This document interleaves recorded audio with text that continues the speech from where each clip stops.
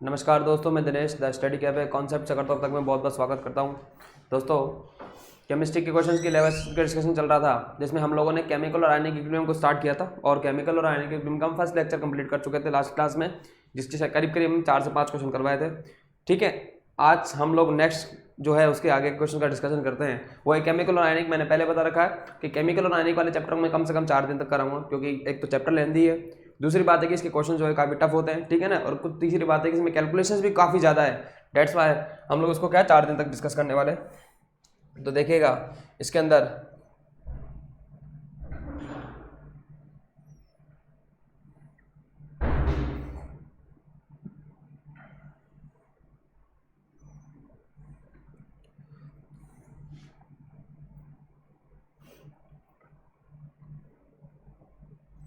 4 question हम लोग discuss कर चुके थे। ये हमारे पास, इसके बारे में मैं डिस्कस कर चुका हूँ पहले भी, फिर से मैं डिस्कशन बता दूंगा कि परीक्षा ऐप जो है आप यूट्यूब से डाउनलोड कीजिए, और यूट्यूब से डाउनलोड करने के बाद उसमें एक फोल्डर राजस्थान गवर्नमेंट एग्जाम का, राजस्थान गवर्नमेंट एग्जाम को डाउनलोड करने के बाद आप लोगों को उसमें एक फोल्डर दिखेगा लैब असिस्टेंट की टेस्ट सीरीज का। उसमें फ्री डेमो टेस्ट पेपर भी है हमारे पास, और फ्री डेमो टेस्ट पेपर के बाद आप लोग टेस्ट देने के बाद जब आप सेटिस्फाई हो जाएगी हम लोगों की जो प्रिपरेशन है काफ़ी अच्छी है, तो आप लोग टेस्ट सीरीज को सब्सक्राइब कर सकते हैं। टेस्ट सीरीज जो है वो 999 की है, बट अगर आप लोग उसको LA50 कोड के साथ सब्सक्राइब करते हैं तो आपको 50% डिस्काउंट मिल जाएगा। ठीक है, ये LA50 है और इसमें आप लोगों को लगभग 50% का डिस्काउंट मिल जाएगा। ठीक है, चलिए देखिए नेक्स्ट देखिए इसके अंदर। हाँ, तो हमारा 5th क्वेश्चन जो है वो क्या है, क्या करना चाहता है 5th क्वेश्चन देखिए। हमारे पास जो 5th क्वेश्चन है वो बोलना क्या चाहता है कि 50 ml और 0.2 m CH3COH, और आगे लिखा हुआ है 50 ml 0.2 m NaOH को मिलाया जाता है। तो कहता है कि pH माइनस pK का मान क्या होगा। What will be the value of pH minus pK, ये माइनस का साइन है, if 20 ml 0.2 m NaOH is added to the 50 ml 0.2 m CH3COH। ये हमारे पास क्वेश्चन है। तो पहले एक काम करते हैं, हम दोनों को क्या करते हैं, मिक्स करने की कोशिश करते हैं। मिक्स करने की कोशिश करने की, देखिए ये हमारे पास लिखा हुआ है CH3, ये हमारे पास लिखा हुआ है COONA, और सॉरी हमारे पास लिखा हुआ है CH3 और ये लिखा हुआ है C+OH प्लस, इसको मैंने मिक्स कर दिया NaOH के साथ मिक्स कर दिया। यही कह रहा है क्वेश्चन के अंदर कि अगर आप लोग क्या 50 ml 0.2 m CH3COH में 20 ml 0.2 m NaOH को मिलाएंगे तो आप pH माइनस pK क्या होगा। देखिए मिलाने के बाद क्या बनेगा, तो मिलाने के बाद बनेगा CH3 COONA बनेगा, और बाहर क्या निकल जाएगा H2O। ये मिलाने के बाद बनेगा। जब आप एसिटिक एसिड, इसका नाम होता है एसिटिक एसिड, जब आप एसिटिक एसिड को सोडियम हाइड्रोक्साइड के साथ रिएक्ट करवाएंगे, ये सोडियम हाइड्रोक्साइड है, ये एसिटिक एसिड है, सोडियम हाइड्रोक्साइड रिएक्ट करवाएंगे तो आपके पास क्या बनेगा, सोडियम एसिडेट बनेगा। ये हो गया सोडियम हाइड्रोक्साइड, ठीक है, और ये बन गया हमारे पास क्या, सोडियम, इसको बोलते हैं सोडियम एसिटेट बनता है, सोडियम एसिटेट। ठीक है, अभी कहता है, क्या कहता है कि pH माइनस pK का अंतर क्या होगा, या pH minus pK is equal to क्या होगा। ठीक है, स्टार्ट कैसे करें इस क्वेश्चन को, इसके बारे में देखकर हमें क्या सोच सकते हैं। तो क्वेश्चन देखकर हमें जो जो पता लग रही है मैं बता देता हूं। सबसे पहले ये है मेरे पास वीक एसिड, इसके अलावा NaOH की बात करेंगे तो ये हमारे पास क्या स्ट्रॉन्ग बेस है, और हम लोग CH3CONA की बात करेंगे तो ये एक टाइप का सॉल्ट है। सॉल्ट मतलब लवण है। अच्छा, ये लवण किससे मिलकर बना हुआ है, तो ये लवण वीक एसिड और स्ट्रॉन्ग बेस से मिलकर बना हुआ है। तो ये सॉल्ट होगा किस किस का होगा, week acid plus strong base का। ठीक है, ये मेरे पास कॉन्सेप्ट हो गया। अब हमारे पास जो दिया हुआ है वो दिया हुआ है 50 ml 0.2 m और यह दिया हुआ है 20 ml 0.2 m। देखिएगा, देखें आप लोगों ने एक फॉर्मूला पढ़ा होगा, क्या फॉर्मूला था कि मोलरता या मोलरिटी बराबर होती है number of moles upon volume of solution. अगर आपने ml में लिया है तो ऊपर हम लोग 1000 से मल्टीप्लाई कर देते हैं। ठीक है, मोलरता या मोलरिटी बराबर होती है नंबर ऑफ मोल्स, n बराबर है यहाँ पर मोल्स, v यहाँ पर क्या है वॉल्यूम को डिनोट करता है, और 1000 यहाँ पर कन्वर्जन फैक्टर को डिनोट करता है। तो यहाँ से मोल बराबर कितना आएगा, मोलरिटी इनटू वॉल्यूम, वो भी किसके अंदर, ml में, और डिवाइडेड बाय कितना आएगा मेरे पास 1000। तो यहाँ से जो मोल आएंगे वो कितना आएंगे मेरे पास, यहाँ पर अगर हम बात करें CH3COH की बात करें तो 50 ml दिया हुआ है और 0.2 m, तो यहाँ से 0.2 m में मोलरता दी हुई है, 50 ml दिया हुआ है, या ये 50 ml हो गया हमारे पास। ठीक है, और यहाँ पर मैंने 1000 से मल्टीप्लाई कर दिया, 1000 से मैं डिवाइड कर दिया, सॉरी, यहाँ 0 से 0 आप लोगों का कैंसिल हो जाएगा। तो यहाँ से n की जो वैल्यू आएगी मेरे पास कितनी आएगी, 0.2 इंटू कितना 5 डिवाइड में कितना आएगा 1 2, ये आ जाएगा मेरे पास मोल इज इक्वल टू, ये देखिए पॉइंट हटाएंगे 0 लगाएंगे 5 2 10 हो जाएगा, ये हो जाएगा मेरे पास 1 2 3, 0 से 0 कैंसिल हो गया, तो n की जो वैल्यू आएगी 0.01 मोल आएगी। तो सबसे पहले बात करेंगे n इज इक्वल टू 0.01 मोल आ गया। अब n किसको माना था हमने, मतलब ये कैलकुलेशन किसकी की थी, CH3COH की। तो मैं यूं कहूंगा कि CH3COH के जो मोल है वो कितने हैं, 0.01 मोल। तो यहाँ लिख दिया मैंने, इसके मोल लिख दिए। सबसे पहले मैंने मोल निकालने की कोशिश की, तो यहाँ लिखूंगा मैं 0.01 मोल लिख दिया मैंने, किसके, एसिटिक एसिड के। सिमिलर वे में सेम प्रोसेस जो होंगे मैं NaOH के लिए भी करूंगा। तो हम लोग NaOH के मोल निकालने की कोशिश करेंगे। NaOH के जो मोल दिए हुए कितने दिए हुए, 20 ml 0.2 m NaOH। तो यहाँ से लिखा मैंने फिर से मोलर था बराबर N/V। अगर ml में दिया हुआ है तो आप किससे मल्टीप्लाई करोगे, 1000 से। ठीक है, यहाँ से स्मॉल n की जो वैल्यू आएगी, यहाँ से कैपिटल M की जो वैल्यू कितनी दी हुई है, 0.2 इंटू जो वॉल्यूम गिवन है आपको कितना गिवन है, 20 ml गिवन है, डिवाइडेड बाय कितना हो जाएगा, 1 2 3, 10 से 10 कैंसिल कर दिया। यहाँ से आप लोग 0.2 को से मल्टीप्लाई करेंगे 0.4 अपन कितना आएगा 100। तो यहाँ से n की जो वैल्यू आ जाएगी मेरे पास वो कितनी आ जाएगी, पॉइंट हटाएंगे तो 0.004। ठीक है, 3 0 है तो यहाँ से पॉइंट हटाएंगे 3 0, तो ये आ गया मेरे पास 0.004। यानी NaOH के जो मोल है मेरे पास कितने हैं, 0.004 मोल है। ठीक है, 0.004 है। अब अप्रोच कैसे करें हम लोग, ये तो हम लोगों ने क्या कैलकुलेशन कर ली, मोल निकाल लिए। तो अब देखिए अप्रोच कैसे करने हैं। अप्रोच करने का बेटर तरीका देखिए क्या होता है, देखिए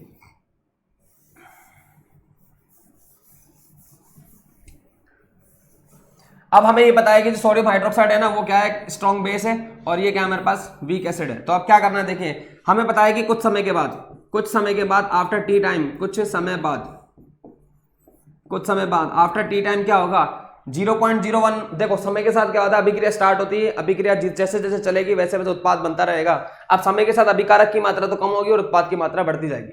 अब हमें ये देखना है कि कौन अभिकारक किस तरीके से डिस्कशन करेगा। तो देखिए सोडियम हाइड्रोक्साइड जो है ना वो स्ट्रॉन्ग बेस है, और स्ट्रॉन्ग बेस जो होता है वो कुछ ही समय में जीरो हो जाएगा। क्यों, क्योंकि स्ट्रॉन्ग नाम ही प्रबल है। प्रबल का मतलब होता है कि ऐसे विद्युत अपघट है, ऐसे इलेक्ट्रोलाइट जो कुछ ही समय में क्या हो जाए, जीरो हो जाए, वो स्ट्रॉन्ग इलेक्ट्रोलाइट है। जबकि हमारा जो वीक इलेक्ट्रोलाइट है ना वो डिसोसिएट नहीं होगा तो पूरा नहीं होगा, कुछ परसेंट होगा, 5% 10%। तो अब कितना डिसोसिएट होगा, तो देखिए कॉन्सेप्ट की बात है कि मेरे पास 10 रुपए थे और सामने वाले के पास 5 रुपए थे। अब हमें शर्त लगाई कि हम दोनों बराबर मात्रा में खर्च करेंगे, है ना। तो बराबर मात्रा में खर्च करेंगे, तो अगर उसके पास 5 है तो मैं भी 5 ही खर्च करूंगा। मेरे पास 10 रुपए हो चाहे 20 हो चाहे 50 हो, मैं खर्च कितने करूंगा, केवल 5 रुपए खर्च करूंगा। यही कॉन्सेप्ट यहाँ पर है। CH3COH के तो मोल है 0.01, और यहाँ पर NaOH के जो मोल है मेरे पास कितने, NaOH के कितने मोल है हमारे पास, एक मिनट, हाँ NaOH के कितने मोल है हमारे पास, 0.004 मोल है। तो मैंने क्या बताया कि इसमें स्ट्रॉन्ग कौन है, स्ट्रॉन्ग ये है। तो स्ट्रॉन्ग तो कुछ समय में जीरो हो जाएगा। अब जितना स्ट्रॉन्ग खर्च होगा उतना ही वीक खर्च होगा।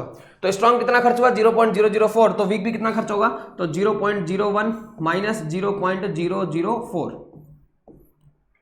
ठीक है ना, जितना स्ट्रॉन्ग खर्च होगा उतना ही वीक खर्च होगा। अब देखिए जितना स्ट्रॉन्ग खर्च होगा उतना ही वीक खर्च होगा, और जितना वीक और स्ट्रॉन्ग खर्च होगा उतना ही बनेगा। तो बनने वाला जो होगा उसका मोल कितना होगा, 0.004। ये बनने वाले मोल्स होंगे किसके, CH3CO होने के। दोबारा समझ लीजिए मैं क्या कह रहा हूं। पहले सबसे पहले आपको डिसाइड किससे करना है कि कौन कितना खर्च होगा, तो डिसाइड करेंगे हमारा स्ट्रॉन्ग वाला। पहले स्ट्रॉन्ग जीरो हो जाएगा, क्योंकि स्ट्रॉन्ग का काम ही क्या होता है, जीरो हो जाना। अब स्ट्रॉन्ग जीरो हो जाएगा तो कितना वीक बनेगा, तो वीक उतना ही खर्च होगा जितना स्ट्रॉन्ग, वीक उतना ही खर्च होगा जितना स्ट्रॉन्ग खर्च हुआ है। तो स्ट्रॉन्ग कितना खर्च हुआ है, 0.004, तो वीक भी कितना खर्च होगा, 0.004। और जो बनने वाला जो सॉल्ट होगा वो भी उतना ही बनेगा जितना स्ट्रॉन्ग खर्च हुआ है, मतलब 0.004। अब अगर इसमें से हम माइनस करेंगे, देखिए 0.01 या 0 मान लेते हैं, ये बन जाएगा 0.004। 10 में से 4 गया तो 6 बचेगा। यहाँ बचेगा हमारे पास कितना, यहाँ बच जाएगा 1, तो ये 0 बच जाएगा, ये बच जाएगा मेरे पास कितना, 0.006। तो यहाँ लिख दिया मैंने 0.006 मोल। ये बच गए मेरे पास किसके, वीक के। किसके बच गए, 0.00 बच गए मेरे पास वीक के। भाई 10 में से 4 गए 6 बचेंगे, यहाँ बचेगा 1 में 0 होगा, ये 0 होगा तो 0.06। और ये मेरे पास कितना बचा हुआ है, ये मेरे पास कितना बचा हुआ है, 0.004 मोल बचा हुआ है अभी किसका, सॉल्ट का। ठीक है, और जो स्ट्रॉन्ग वाला है वो कुछ समय में जीरो हो जाएगा। तो अब हमारे पास सिर्फ और सिर्फ पूरे सॉल्यूशन के अंदर दो ही बातें बची हुई है। एक तो बचा हुआ 0.006 मोल किसके, एसिटिक एसिड के, और दूसरा बचा हुआ सोडियम एसिड किसका, 0.004। ये हमारे पास दो बातें बची हुई है। अब कैसे अप्रोच करना है इसको, तो हम लोग, मैं इसको हटा रहा हूं थोड़ी देर के लिए। आप लोगों ने कॉन्सेप्ट समझा होगा, उस कॉन्सेप्ट को अपन क्या बोलते हैं, देखिए एक कॉन्सेप्ट होता है उसको बोलते हैं बफर। आपने पढ़ा होगा बफर जो होता है वो दो टाइप का होता है, एक तो होता है साधारण बफर और एक हम लोग बोलते हैं मिश्रित बफर। साधारण बफर और मिश्रित बफर।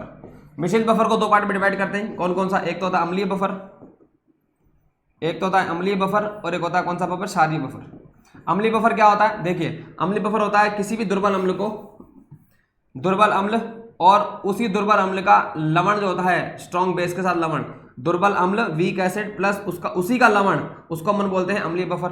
जैसे अभी मैंने एक एग्जांपल लिखा दुर्बल अम्ल, तो दुर्बल अम्ल की बात करेंगे, दुर्बल अम्ल को हमारे पास CH3COH हो गया, ये तो हो गया दुर्बल अम्ल। और इसी दुर्बल अम्ल का CH3COH का इसके प्रबल क्षार के साथ लवण, प्रबल क्षार के साथ लवण, यानी कि मेरे पास बन जाएगा CH3COOH और यहाँ पर मेरे पास क्या बन जाएगा CH3CONA। ये एक बफर है। या फिर मैंने ले लिया HCN, एक दुर्बल अम्ल है और इसी HCN का इसके प्रबल क्षार के साथ मिश्रण जो हो जाएगा है ना, यानी HCN प्लस क्या NaCN, ये भी मेरे पास एक बफर है। तो बफर क्या है, दुर्बल अम्ल और उसी दुर्बल अम्ल का किसी प्रबल क्षार के साथ जो मिश्रण होता है उसी को बफर कहते हैं। और अगर मैं बात करूं क्षारीय बफर की, तो क्षारीय बफर क्या हो जाएगा, दुर्बल क्षार और उसी दुर्बल क्षार का किसी प्रबल अम्ल के साथ विलयन, ये बफर कहलाता है। ठीक है, तो अगर आप देखेंगे आप लोगों के पास एक तो बचा हुआ है CH3COH, एक तो आप लोगों के क्या पास क्या बचा हुआ है CH3COH, और CH3COH कितना बचा हुआ था 0.006 मोल बचा हुआ था CH3COH का, 0.006 मोल बचा हुआ है CH3COH का। और मैं बात करूं किसकी, CH3CONA की, तो ये मेरे पास कितना बचा हुआ है, तो CH3CONA जो है हमारे पास आया कितना, यह आया 0.004 मोल बचा हुआ है, 0.004 मोल बचा हुआ है। ये दोनों आ गए। क्या इन दोनों केस में मैं बफर लगा सकता हूं, बिल्कुल लगा सकता हूं। बफर कैसे लगाएंगे, देखिए आप आराम से इस केस में बफर लगा सकते हैं, क्योंकि एक तो मेरे पास है दुर्बल अम्ल, जो कौन है, दुर्बल अम्ल है मेरे पास CH3COOH, और एक मेरे पास क्या है उसका लवण। तो ये तो मेरे पास हो जाएगा दुर्बल अम्ल वीक एसिड, दुर्बल अम्ल, और ये मेरे पास क्या हो जाएगा उसी का लवण। इसमें मैं क्या लगाऊं, अच्छा ये कौन सा एग्जाम्पल है, तो यहाँ पर जो सूत्र लगेगा वो लगेगा अम्लीय बफर का। और आपने सुना होगा कि बफर का सूत्र जो होता है उसको बोलते हैं हेंडरसन समीकरण। कौन सा समीकरण बोलते हैं, हेंडरसन समीकरण बोलते हैं। और हेंडरसन समीकरण क्या होती है, देखिए हेंडरसन समीकरण क्या होगी, PH = क्या होती है pKa प्लस लॉग, और यहाँ हम लगाते हैं सॉल्ट की कंसंट्रेशन अपॉन एसिड की कंसंट्रेशन। क्या लगाते हैं, सॉल्ट अपॉन एसिड। बस आप सूत्र में मान रखना है, वैल्यूज रखनी है और हमारे पास आंसर आ जाएगा। क्या रखेंगे, देखिएगा यहाँ लिख दिया मैंने pH = pKa प्लस यहाँ लगा दिया मैंने लॉग, यहाँ लगा दिया मैंने सॉल्ट, सॉल्ट की कंसंट्रेशन, इसमें से सॉल्ट कौन है, ये वाला सॉल्ट है, इसकी वैल्यू कितनी दी हुई है, इसकी वैल्यू देखिए 0.004 डिवाइडेड बाय एसिड की कंसंट्रेशन, एसिड कितना है 0.006। तो यहाँ से मेरे पास PH = कितना आ जाएगा pKa प्लस लॉग, यहाँ से होगा क्या, पॉइंट हटाएंगे, पॉइंट हटाएंगे, ऊपर बचेगा 4, नीचे कितना बचेगा 6। तो यहाँ से कैंसिल हो जाएगा, 2 दूनी 4, 2 दिया 6। तो यहाँ से PH बराबर कितना आएगा pKa प्लस लॉग, ऊपर बचेगा मेरे पास कितना 2, नीचे कितना बचेगा 3, ये इधर चला जाएगा। तो मेरे पास कितना आएगा फाइनली PH - pKa = मेरे पास कितना आएगा लॉग, और यहाँ बचेगा मेरे पास कितना 2/3, ये आंसर आ जाएगा। तो PH - pK जो आएगा वो कितना आंसर आएगा log 2/3। सिंपल सा वे है, सिंपल आंसर है, तो log 2/3 इसका आंसर आ जाएगा। PH - pK, क्योंकि पूछ भी क्या रहा है, देखिए क्या पूछ रहा है, PH - pK पूछ रहा है, और PH - pK बराबर कितना हो जाएगा log 2/3। तो बेटर है इसको आप बफर से सॉल्व कीजिए। मैंने फिर बताऊं कि क्या सबसे पहले स्ट्रॉन्ग टूटता है, स्ट्रॉन्ग थोड़ी देर में 0 हो जाएगा, फिर वीक टूटना स्टार्ट होगा। जितना स्ट्रॉन्ग टूटेगा उतना ही वीक टूटेगा। जैसे मेरे पास मैंने बताया 10 थे, सामने वाले 5 थे। सामने वाला अगर स्ट्रॉन्ग है तो सामने वाला 5 खर्च करेगा, और अगर उसने 5 खर्च किए तो मैं भी कितने खर्च करूंगा, 5 ही खर्च करूंगा। ठीक है, तो दुकानदार के पास जिसके पास हम खर्च करने का उसके पास क्या होंगे, दोनों के बराबर अमाउंट पहुंचेंगे, यानी 5 रुपये पहुंचेंगे, इस तरीके से। ठीक है, बढ़ जाए आगे। तो ये हमारे पास कंप्लीट हो गया क्वेश्चन 1। इसके बाद नेक्स्ट क्वेश्चन देखिएगा। देखिए ये बोल रहा है कि एक शीतल पेय पदार्थ की pH 3.82 है, तो इस विलयन में हाइड्रोजन आयन की सांद्रता क्या होती है। अब यहाँ पर देखो बहुत अच्छा क्वेश्चन है कि हम लोग आज तक तो ये पढ़ के आए थे, देखिए कि हमारे पास यदि H+ आयन की सांद्रता, यदि हमारे पास H+ आयन की सांद्रता गिवन हो, जैसे मैं उदाहरण की बात करूं, यदि आपके पास H+ आयन की सांद्रता जो है 10⁻³ है, तो उसने कहा कि pH की मात्रा क्या होगी, या pH कितना होगा। तो हम लोग एक सूत्र लगाते थे, क्या, pH बराबर माइनस का लॉग, और यहाँ लगाते थे हम लोग H+ आयन। ये सूत्र हम लोग बहुत टाइम से पढ़ रहे हैं। तो यहाँ से pH बराबर माइनस का लॉग, इसके बाद H+ आयन का जो मान है कितना दिया हुआ, 10⁻³ दिया हुआ है। आप लोगों ने ये पढ़ा होगा कि लॉग एक आइडेंटिटी होती है कि log x⁻n जो होता है, इसमें n जो हो जाएगा आगे आ जाएगा, और ये बचता है n log, और अंदर कितना बचेगा x, ये एक आइडेंटिटी होती है। तो अगर मेरे पास लिखा हुआ है कितना log 10⁻³ तो इसको मैं क्या लिखूंगा, log अंदर इधर तो बच जाएगा 10 और -3 आगे आ जाएगा, तो इसको -3 को मैं आगे लिया है। तो सिमिलर वे में पी एच बराबर कितना आ जाएगा -3 आगे आ जाएगा, अंदर कितना बचेगा log 10, और आप लोगों को पता होगा log 10 की जो वैल्यू होती है 1 होती है, तो यहाँ से पी एच की जो वैल्यू हो जाएगी कितनी आ जाएगी 3, पी एच कितना आ जाएगा 3। ठीक है, ये तो तब था जब आपको क्वेश्चन के अंदर H प्लस गिवन हो, बट यदि इस क्वेश्चन को आप डिस्कस करेंगे तो इस क्वेश्चन के अंदर आप लोगों को पी एच दी हुई है। देखिए समझो मैं अपनी बात, दो बातें होती है कि यदि आपको क्वेश्चन में,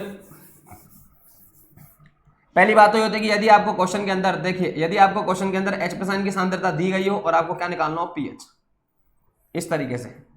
और दूसरा तरीका क्या हो सकता है कि यदि आपको क्वेश्चन में पीएच दी हुई हो और आपको क्या निकालना हो H प्लस, इस तरीके से।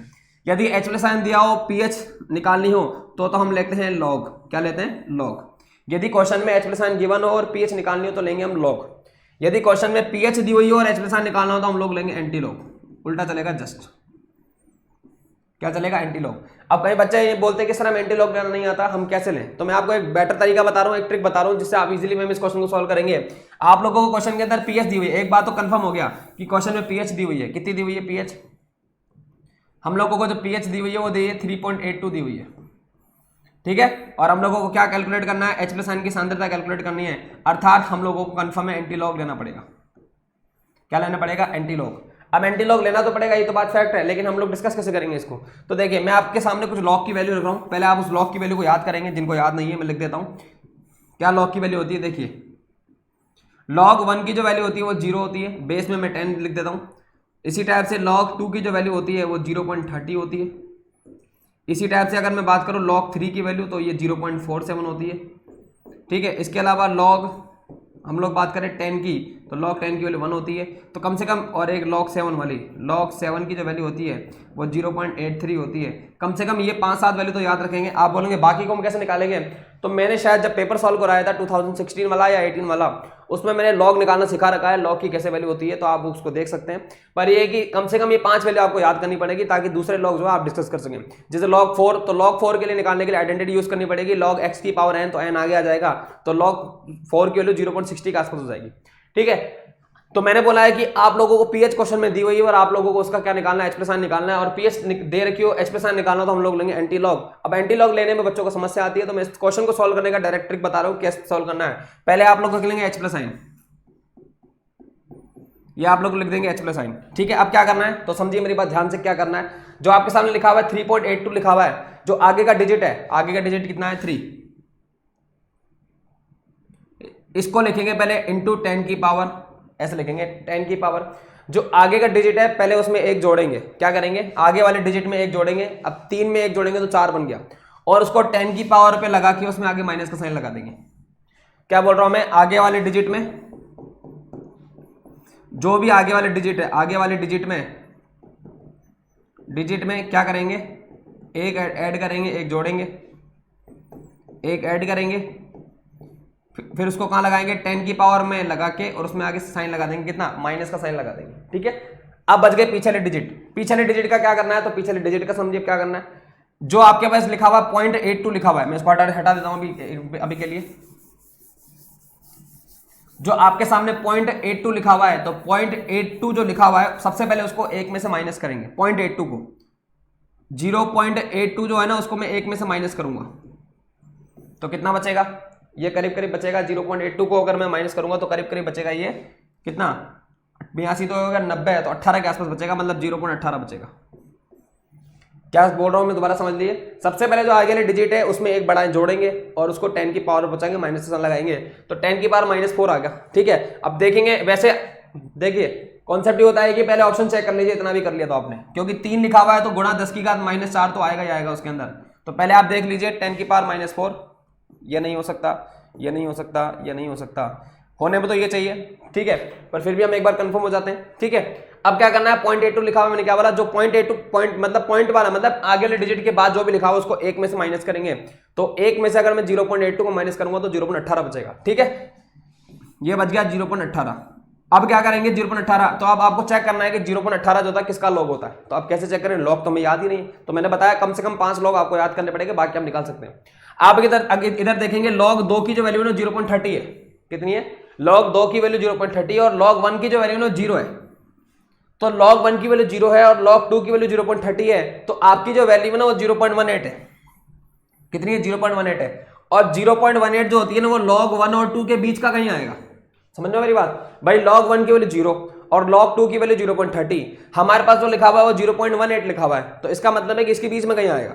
अब इसके बीच में कितना आता है, तो 1 से ज्यादा और 2 से कम, तो 1.5 1.6 के आसपास का आंसर होगा। अब ऐसा नहीं कि सर हमको पता कैसे चलेगा, अरे अंदाजा लगाना है आपको, सिर्फ आपके पास ऑप्शन होते हैं अंदाजा लगाना। ऐसे नहीं कि ऐसे ऑप्शन देगा 1.5 गुना 10 की घात -6 या 1.6 गुना 10 की, इस तरीके का ऑप्शन नहीं देगा। और वैसे भी देखिए इस क्वेश्चन में तो बहुत बड़ी बात बोल रखी है, इस क्वेश्चन में तो आप लोगों को एंटी लॉग दिया हुआ है, पर कई केसेस में क्या होता है एंटी लॉग दिया हुआ नहीं रहता, मैं फिर बता रहा हूँ, और एंटी लॉग देगा भी नहीं आपको। इसमें तो दे दिया गया आपको कि क्या दिया हुआ है, कि किसका एंटी लॉग 0.18 का, मैंने अभी तो बताया 0.18 कि 1 में से इसको माइनस करेंगे तो 0.18 आएगा, और उसका वैल्यू आपको दिया हुआ 1.8, पर आपको नहीं दिया हुआ तो आपको पहले अजम्पशन करना पड़ेगा, ठीक है ना। अजम्पशन करने के बाद आपको ना, जैसे log 2 का मान 0.30 है, log 1 का मान 0, तो कहीं ना कहीं इसके बीच में आएगा, इसके बीच में आएगा। तो देखिए हमारे पास आ गया log 0.18 की वैल्यू कितनी होती है 1.5, तो यहाँ हो जाएगा 1.5 इंटू 10 की पावर -4, तो आंसर आ गया 1.5 इंटू 10 की पावर -4। मैं अपनी तरह से एक क्वेश्चन और ऐड कर देता हूँ इसमें। सपोज करें आप लोगों के पास ये दिया हुआ है,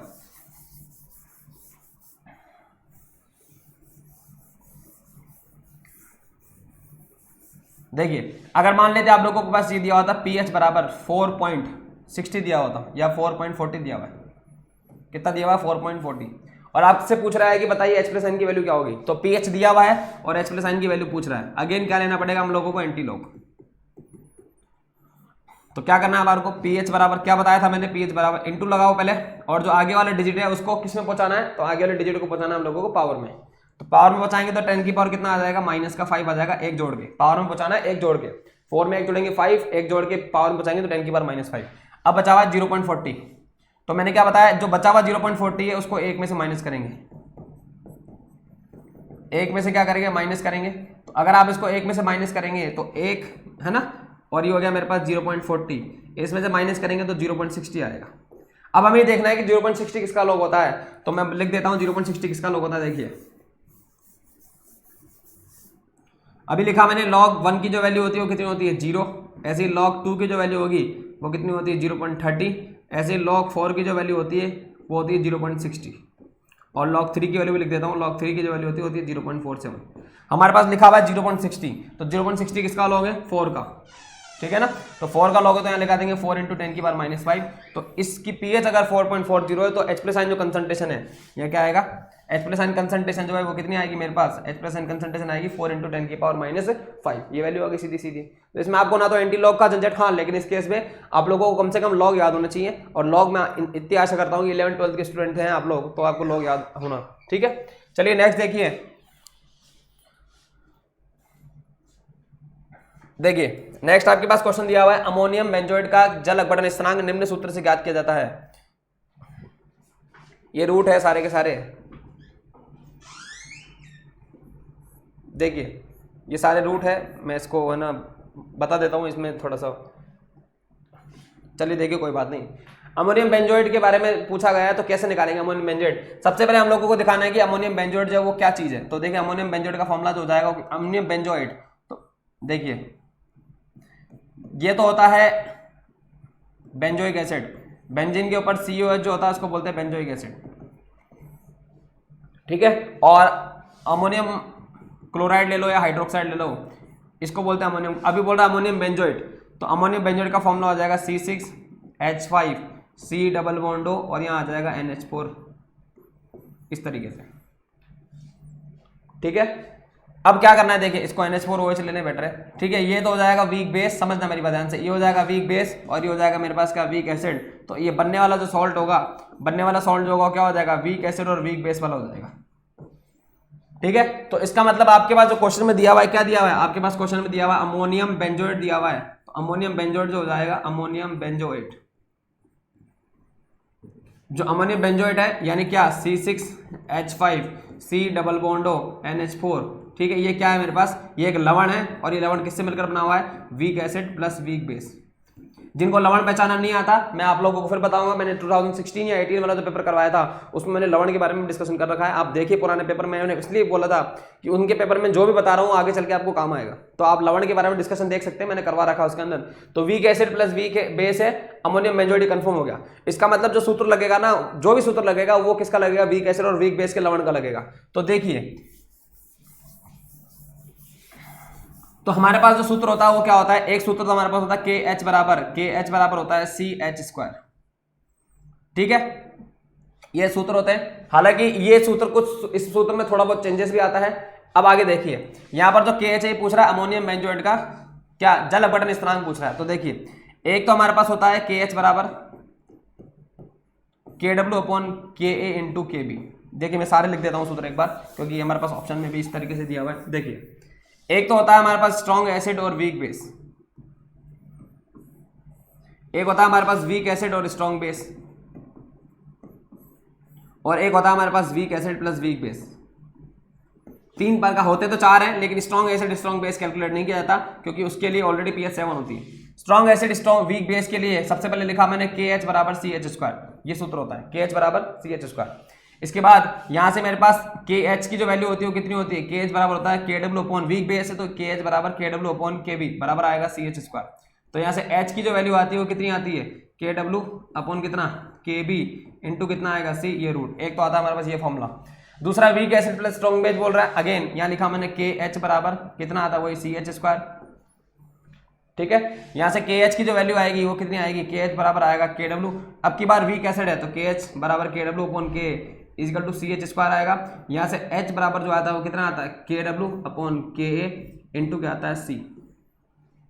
ठीक है, और जो तीसरा फॉर्मूला आएगा वीक एसिड वीक बेस के लिए, समझिए मेरे बात ध्यान से, वीक एसिड वीक बेस के लिए जो होता है वो क्या होता है, तो वीक एसिड वीक बेस के लिए सांद्रता नहीं आती, वीक बेस एसिड और वीक बेस के लिए सिर्फ आता है KH बराबर H², बस सांद्रता नहीं आती। ध्यान समझिएगा मेरी बात, यहाँ सांद्रता नहीं आती। ठीक है, सांद्रता नहीं आती तो क्या करेंगे, देखिए अब तो यहाँ से H बराबर जो आएगा वो मेरे पास कितना आएगा, √KH आएगा, √KH। तो यहाँ से H बराबर या KH बराबर जैसे भी लिखना चाहें, ये कितना आ जाएगा मेरे पास KW/KA इंटू KB। ठीक है, तो इस तरीके से आप याद कर सकते हैं कि H बराबर क्या आ जाएगा मेरे पास KW/K इंटू कितना हो जाएगा KB आ जाएगा, ये फॉर्मूला हो जाएगा। हाँ, फिर से मैं बोल रहा हूँ, वीक एसिड और वीक बेस के लिए, वीक एसिड और वीक बेस के लिए जो हमारे पास KH का मान हो सकता है या pH का मान जो होगा, आप जब फॉर्मूला देखेंगे तो फॉर्मूले में सांद्रता नहीं आती, तो वीक एसिड और वीक बेस के लिए जो है ना फॉर्मूले में सांद्रता नहीं आती, यानी इनकी pH का मान सांद्रता पर निर्भर नहीं करता। या फिर आप ऐसा समझ सकते हैं कि आप लोगों ने पढ़ा होगा बफर 2 टाइप का होता है, साधारण बफर और मिश्रित बफर। जो साधारण बफर होता है उसका एग्जाम्पल क्या है, तो साधारण बफर का उदाहरण यही होता है, वीक एसिड और वीक बेस से बने जितने भी लवण होते हैं वो किसके अंतर्गत आते हैं, साधारण बफर के अंतर्गत आते हैं। और बफर क्या होता है, ऐसे विलयन जिनमें थोड़ी मात्रा में अम्ल मिलाने पर या थोड़ी मात्रा में क्षार मिलाने पर वो अपने पीएच में परिवर्तन का विरोध करते हैं, बफर कहलाते हैं। यानी थोड़ी मात्रा में अगर आप अम्ल मिला दो या थोड़ी मात्रा में क्षार मिला दोगे तो पीएच में कोई परिवर्तन नहीं आएगा। ठीक है, चलिए आगे देखते हैं। इसके बाद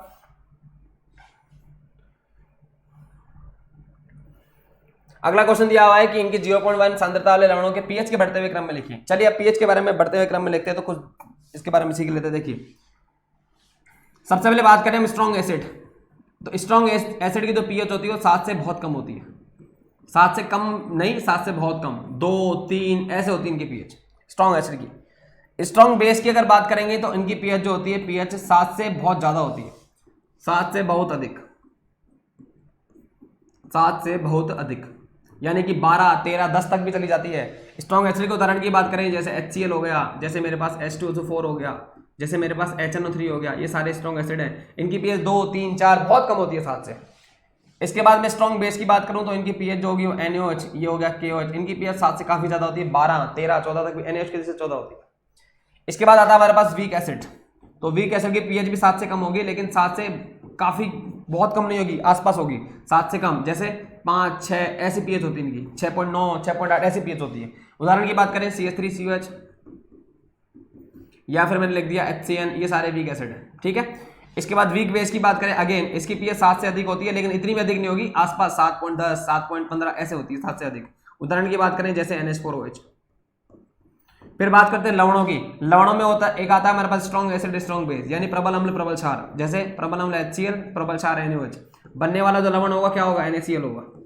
ठीक है, इसकी पीएच जो होती है एग्जैक्टली 7 होती है, ना तो 7 से ज्यादा होती है ना 7 से कम होती है। कुछ केसेस अलग है इसके, वो नॉर्मलिटी वगैरह से रिलेटेड होते हैं, उसके बारे में डिस्कशन नहीं कर रहे हैं। इसके बाद स्ट्रॉन्ग एसिड और वीक बेस की अगर मैं बात करूं, स्ट्रॉन्ग एसिड वीक बेस तो क्या होगा, देखिए स्ट्रॉन्ग एसिड तो हो गया HCl और वीक बेस की अगर मैं बात करूं NH4 OH दोनों मिलकर क्या बना लेंगे, NH4Cl बना लेंगे।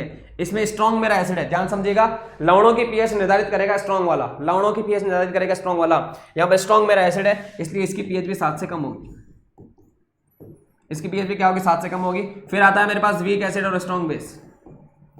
वीक एसिड स्ट्रॉन्ग बेस, जैसे उदाहरण की बात करें, जैसे मेरे पास HCN लिखा हुआ वीक एसिड, और स्ट्रॉन्ग बेस की अगर मैं बात करूं तो NaOH हो गया, ये बन गया NaCl। ठीक है, अब स्ट्रॉन्ग ये लवण है और स्ट्रॉन्ग मेरा बेस है, तो अब की बार 7 पीएच जो होगी 7 से अधिक होगी, 7 से अधिक। और वीक एसिड वीक बेस की पीएच जो होगी वो डिपेंड करता है सांद्रता को, तो मैंने बताया था डिपेंड करता है कि कौन ज्यादा है, वीक एसिड ज्यादा है कि वीक बेस ज्यादा, तो वो एक अलग केस होगा। अब देखते हैं क्या क्या करना है। आपके पास ये एग्जांपल दिए हैं। सबसे पहले बात करें NaCl, किससे मिलकर बना हुआ है, ये देखिए एग्जांपल लिखे हैं NaCl, ये बना हुआ है स्ट्रॉन्ग एसिड और स्ट्रॉन्ग बेस के साथ, तो इसकी पीएच जो होगी वो एक्जैक्टली 7 होगी। फिर लिखा हुआ है NH4Cl, किससे मिलकर बना होगा, NH4OH और प्लस HCl। मैं पहले बता रखा हूं कि लवण अगर आपको पहचान नहीं आ रहा तो मेरा पुराना वीडियो 2016 वाला, 2016 के पेपर में मैंने बता रखा है कैसे लवण पहचानते हैं, कैसे निकालते हैं। NH4OH जो होगा वो मेरे पास क्या होगा, वीक बेस, और HCl जो होगा मेरे पास स्ट्रॉन्ग एसिड होगा। स्ट्रॉन्ग मेरा एसिड है, यानी इसकी पीएच जो होगी 7 से कम होगी। ठीक है, इसके बाद NaCl लिखा हुआ है, ये किस किस में टूटेगा, NaOH में टूटेगा, प्लस HCl में टूटेगा। तो NaOH और HCl स्ट्रॉन्ग मेरा बेस है, अब की बार स्ट्रॉन्ग बेस, तो इसकी पीएच जो होगी 7 से अधिक होगी, 7 से अधिक। और HCl की बात करेंगे, ये स्ट्रॉन्ग एसिड है, इसकी पीएच 7 से बहुत कम होगी, 7 से बहुत कम। तो देखें, इसकी पीएच जो होगी 7 होगी, इसकी 7 से कम है, इसकी जो है इस वाले की 7 से अधिक है, और इसकी 7 से कम है, 7 से बहुत कम है। तो बताइए क्या होगा, कंपैरिजन करें, यहां मैं लिख देता हूं साइड में, फिर मैं कंपैरिजन करके दिखा देता हूं। देखिए जो आपको ऑप्शन में दिए हुए उसके अनुसार आप निकाल लेते हैं। एक तो दिया हुआ NaCl जिसकी पीएच जो होगी एक्जैक्टली 7 होगी। ठीक है, इसके बाद NH4Cl लिखा हुआ है, किस किस से मिलकर बना हुआ है, NH4Cl, NH4OH और प्लस HCl से मिलकर बना हुआ है। HCl स्ट्रॉन्ग है, तो स्ट्रॉन्ग है तो पीएच 7 से कम होगी, 7 से कम क्या, काफी कम होगी। ठीक है, इसके बाद अगर बात करूं NaCN, NaCN किस किस से मिलकर बना हुआ है, तो NaCN बनेगा NaOH प्लस HCN से। तो NaOH अब की बार स्ट्रॉन्ग मेरा बेस है, तो इसका मतलब है पीएच जो होगी 7 से अधिक होगी, 7 से अधिक अधिक। ठीक है, और HCl ये तो स्ट्रॉन्ग एसिड है, तो इसकी पीएच तो 7 से बहुत बहुत बहुत कम होगी, 7 से बहुत कम, 2 3 ऐसे आएगी इसकी पीएच। ठीक है, तो एक ही ऐसा ऑप्शन है जिसमें पीएच जो होगी 7 से अधिक है, कौन सा वाला, तीसरा वाला। तीसरा वाला कौन है, NaCN। तो देखिए इसमें HCl है, नहीं हो सकता, इसमें HCl है, नहीं हो सकता, इसमें NH4Cl है, नहीं हो सकता, आंसर आ जाएगा NaCN।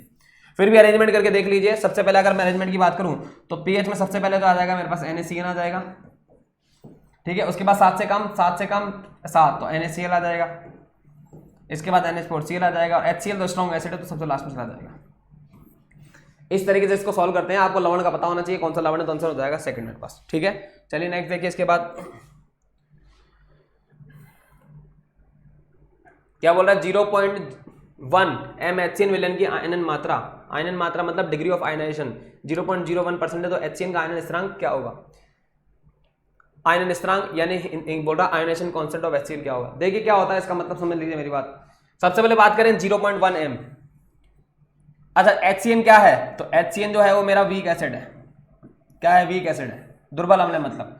इसकी सांद्रता आपको दी हुई है, और 0.1 m की इसकी सांद्रता कितनी दी है, 0.1 m दी हुई है HCN की सांद्रता। इसके बाद आयनन की मात्रा, आयनन की मात्रा का मतलब होता है अल्फा, इसको हिंदी में वियोजन की मात्रा भी बोल सकते हैं आप। क्या बोल सकते हैं, वियोजन की मात्रा। अल्फा से डोनोट करते हैं इसको, और अल्फा बराबर जो आता है मेरे पास कितना दिया हुआ, 0.01%, परसेंट मतलब 100। तो इधर से मैं पॉइंट हटा देता हूँ, 00 लगा देता हूँ। तो अल्फा की वैल्यू कुल मिला के बात है 1 2 3 4। भाई देखिए दोबारा समझिए, परसेंटेज में दिया हुआ है ना, परसेंटेज में दिया हुआ है तो क्या होगा, आपको परसेंटेज का 100 भी तो डिवाइड करना पड़ेगा। भाई अल्फा की वैल्यू कितनी है, 0.01 अपॉन कितना, 100। यहाँ से पॉइंट हटाएंगे अपन, 00 लगाएंगे। ठीक है, अल्फा बराबर कितना आ जाएगा, 1 बटा 1 2 3 4, 1 2 3 4, यानी अल्फा की जो वैल्यू दी हुई है ना आपको 10 की पावर -4 दी हुई है। 100 बात की बात है, 1 2 3 4, 10 की पावर 4 ऊपर जाके माइनस कर जाएगा। अब पूछ कह रहा आयनन स्थिरांक। आयनन स्थिरांक का मतलब होता है Ka। क्यों Ka, क्योंकि मैंने कल की क्लास में भी शायद डिस्कशन किया था, इसको बोलते हैं दुर्बल अम्ल का वियोजन स्थिरांक, आयनन स्थिरांक। दुर्बल अम्ल का वियोजन स्थिरांक या आयनन स्थिरांक, इसको बोलते हैं वीक एसिड डिसोसिएशन कांस्टेंट।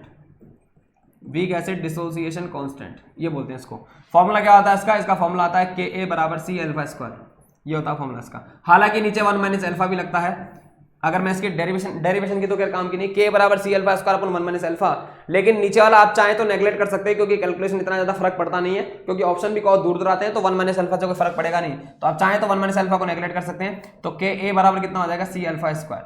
ठीक है, अब निकालना है क्या हम लोगों को, के निकालना है। तो क्वेश्चन में सब कुछ दिया हुआ है आप लोगों को, के ए बराबर सी का मान कितना दिया हुआ है 0.1, ठीक है, इनटू अल्फा की स्क्वायर दी हुई है, हमें अल्फा की वैल्यू पता है कितना है, अल्फा का वैल्यू 10 की पावर -4, इसका भी क्या करना है, हमको स्क्वायर करना है। तो के ए की जो वैल्यू आएगी वो कितनी आएगी 0.1 इंटू 10 की पावर -4 लिख दिया और 10 की पावर -4 लिख दिया। ठीक है, यहाँ से पॉइंट हटाएंगे, 1 0 लगाएंगे, तो यहाँ से के ए बराबर कितना आएगा 10 की 1/10 की लिख सकता हूँ मैं, 10 की पावर -1, 10 की पावर -4, 10 की पावर -4 -8, उसमें -1 और ऐड कर देंगे तो इस जगह 10 की पावर -9, यानी के का जो मान आएगा कितना आएगा 10 की पावर -9 आएगा, तो -3, तो फर्स्ट आंसर हो जाएगा 10 की पावर -9। ये फॉर्मूला कैसे आता है मैं इसका हिंट दे देता हूँ, आप लोग चाहे तो घर से ट्राई कर सकते हैं। हिंट जो होगा वो इसका इस तरीके से होगा कि आप लोगों को HCN जो दिया हुआ है ना, HCN उसको तोड़ लीजिए पहले, ये टूटेगा किसके अंदर H प्लस और Cn माइनस में टूटेगा।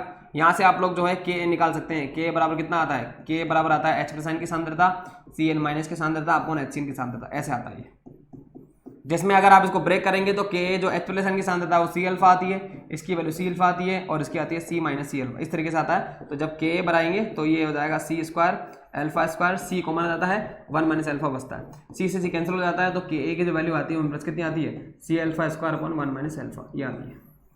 और कैलकुलेशन के लिए आप 1 माइनस अल्फा को क्या कर सकते हैं, नेगलेक्ट कर सकते हैं। चलिए देखिए नेक्स्ट क्वेश्चन देखिए, इसके बाद ये 10th क्वेश्चन है हमारे पास। ये क्या कहता है कि क्वेश्चन 10 यहाँ से स्टार्ट है, ये कहता है कि n/1000 की KH विलन का pH क्या होगा। एक बहुत अच्छा क्वेश्चन है और बहुत विरोधाभास करता है। देखो KOH लिखा हुआ है, यहाँ पर KOH की बात करेंगे। KOH देखिए KOH जो है ना वो प्रबल क्षार है। अब बच्चे क्या करते हैं, बहुत ज्यादा जल्दबाजी में करते हैं और गड़बड़ करके आ जाते हैं। प्रबल क्षार है ये, ध्यान समझिएगा। प्रबल क्षार जो होता है ना, प्रबल क्षार, उसकी pH 7 से ज्यादा ही आएगी, pH 7 से अधिक आएगी, एक बात तो कंफर्म है, क्योंकि प्रबल क्षार की pH, क्षार है ना, क्षार की pH 7 से अधिक आती है। बच्चे जल्दबाजी कर देते हैं, 7 से अधिक आएगी तो इसका मतलब है ये नहीं हो सकता और ये नहीं हो सकता। आप देखिए कंफ्यूजन की स्थिति केवल 2 में क्रिएट हो रही है ना। आपको पहले अप्रोच तो करना सीखना पड़ेगा ना कि तुक्के लगाने, तो तुक्के भी कॉमन सेंस से लगाएं। प्रबल क्षार है तो प्रबल क्षार की pH ऑब्वियस सी बात है 7 से ज्यादा ही आएगी, तो आंसर वही सही होंगे जो 7 से अधिक वाले होंगे।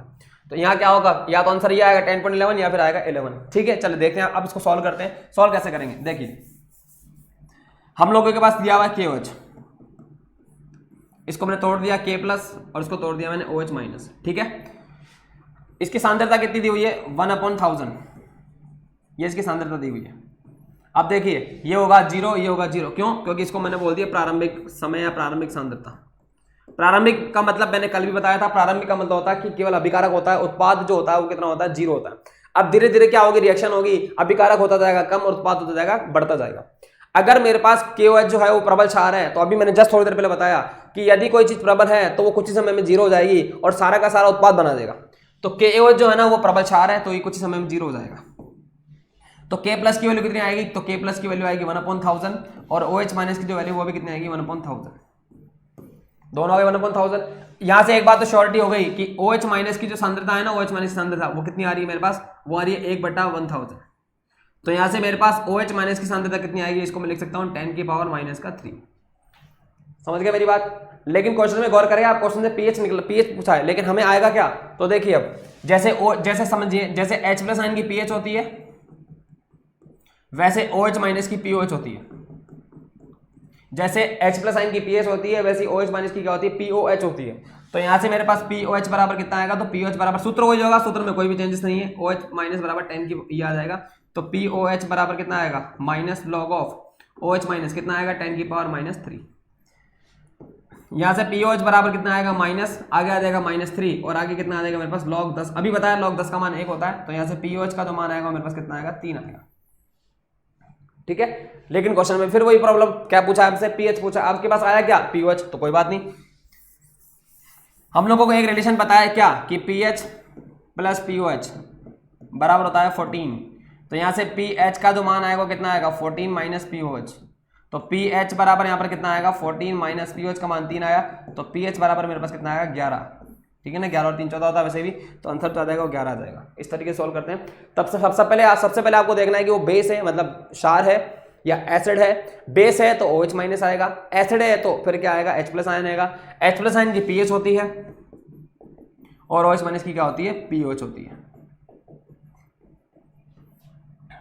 इस तरीके से इसको सॉल्व करते हैं, ठीक है। चलिए नेक्स्ट देखिए इसके बाद,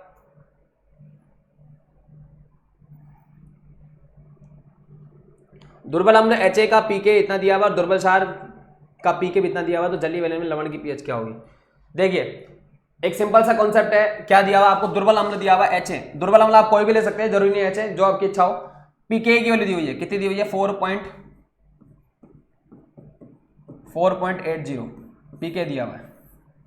फिर दुर्बल क्षार दिया हुआ है, उसके लिए पीकेबी की वैल्यू दी हुई है, वो कितनी दी हुई है मेरे पास, 4.78। और आपसे पूछा है कि जलीय विलयन में लवण की पीएच का फॉर्मूला क्या होगा, लवण बी बना रहा है उसकी पीएच का फॉर्मूला क्या होगा। तो पहले मैं सभी लवणों के पीएच के फॉर्मूले लिख देता हूं। देखिए स्ट्रॉन्ग एसिड और स्ट्रॉन्ग बेस की पीएच का कोई फॉर्मूला नहीं होता, क्योंकि उसकी पीएच जो होती है 7 ही होती है, तो इधर तो दिमाग लगाना नहीं है। दूसरा स्ट्रॉन्ग एसिड और वीक बेस, तो स्ट्रॉन्ग एसिड वीक बेस से बने लवण की पीएच एक बात तो श्योर है 7 से कम होगी, क्योंकि स्ट्रॉन्ग मेरा एसिड है। फॉर्मूला क्या हो जाएगा, पीएच बराबर फॉर्मूला होता है 7 - 1/2, ये होता है log C - 1/2। वीक बेस है तो पीके भी हो जाएगा। इसी टाइप से मेरे पास लिखा हुआ है वीक एसिड और स्ट्रॉन्ग बेस लिखा हुआ है, वीक एसिड और स्ट्रॉन्ग बेस। अब की बार स्ट्रॉन्ग मेरा बेस है तो एक बात तो कंफर्म है, पीएच मेरी 7 से ज्यादा होगी, तो क्या हो जाएगा, पीएच बराबर 7 + 1/2 log C। फिर आएगा प्लस, वीक एसिड है तो अब की बार आ जाएगा 1/2 पीके। 7 से कम है इसलिए माइनस लगा रहा हूं, 7 से ज्यादा इसलिए प्लस लगा रहा हूं। और फिर आता है weak acid weak base, weak acid weak base का फॉर्मूला आ जाएगा पीएच बराबर ही हो जाएगा 7। देखिए इसको लिखेंगे 7 + ½ पीके और यहाँ लगा देंगे माइनस का ½ पीके भी, ये फॉर्मूला हो जाएगा।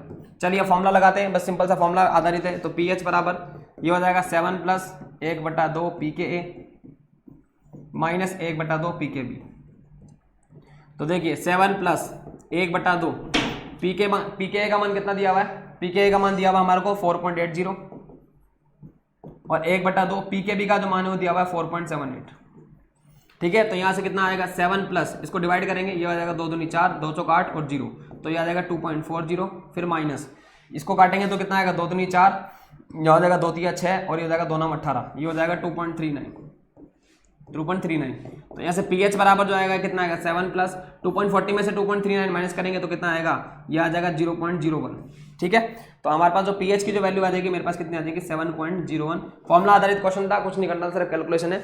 4.2 को 4 से डिवाइड करेंगे 2.40, इसको डिवाइड करेंगे 2 दूनी 4, ये हो जाएगा 2 तिया 6, 2 9 18, इसको तो 2.40 में से अगर आप 2.39 माइनस करेंगे तो ये हो जाएगा मेरे पास कितना, 1, ये हो जाएगा हमारे पास 0, तो 0.01 ऐड करेंगे तो 7.01 आंसर आ जाएगा। ये नहीं हो सकता, ये नहीं हो सकता, ये नहीं हो सकता, ये हो जाएगा।